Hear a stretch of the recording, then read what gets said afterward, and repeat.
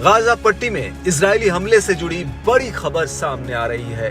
आज तड़के उत्तरी गाजा में इजरायली सेना के कई ताबड़तोड़ हमलों में 88 फिलिस्तीनियों के मारे जाने की सूचना मिली है। स्थानीय फिलिस्तीनी मीडिया ने इन ताजा हमलों को इजरायली नरसंहार कहा है। यह हमला उस वक्त हुआ जब लोग गहरी नींद में थे। इजराइल अक्सर बड़े हमलों के लिए तड़के सुबह का समय चुनता है ताकि दुश्मन को संभलने का मौका न मिल पाए। आज का पहला हमला बेत लाहिया में और दूसरा शेख रादवान में हुआ। दोनों उत्तरी गाजा पट्टी के इलाके हैं। बेत लाहिया में 66 लोगों के मारे जाने की सूचना है और शेख रादवान में 22 फिलिस्तीनियों की जान गई है।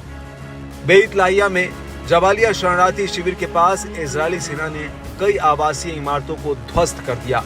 अल नुसीरत और अल ब्यूरित शरणार्थी शिविरों सहित मध्य गाजा पट्टी के कुछ हिस्सों पर भी इजरायली तोपखाने ने गोले बरसाए हैं।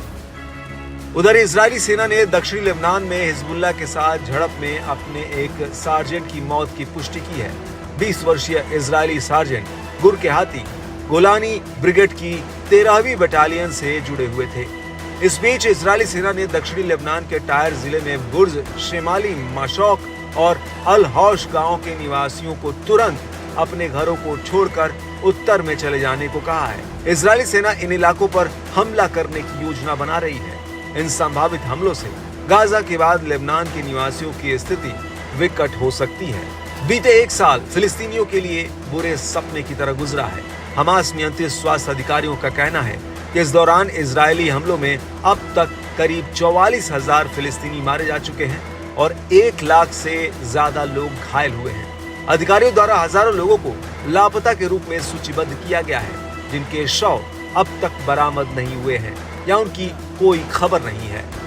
जरा पीछे मुड़कर देखें तो इस युद्ध की शुरुआत 7 अक्टूबर 2023 को हुई थी, जब हमास ने इजराइल पर हजारों मिसाइलों के साथ हमला बोला था। एकाएक हुए इस हमले में करीब 1200 इजरायली नागरिकों की मौत हुई थी और करीब 250 इजरायली नागरिकों को हमास के हमलावरों ने बंधक बना लिया था। बंधकों में महिलाएं, बच्चे और सेना के जवान तक शामिल थे और तब से शुरू हुई इजराइल और हमास की जंग आज 1 साल बीतने के बाद भी जारी है। इस बीच बेत लाहिया और शेख रादवान में आज हुए इजरायली सेना के हमलों की प्रतिक्रिया में अमेरिकी संसद ने उस प्रस्ताव को खारिज कर दिया है जिसमें इजराइल को दी जा रही अमेरिकी हथियारों की खेप रोकने की बात कही गई थी। अमेरिका ने ये कदम गाजा में तत्काल युद्ध विराम की मांग करने वाले संयुक्त राष्ट्र सुरक्षा परिषद के प्रस्ताव को वीटो करने के तुरंत बाद उठाया है।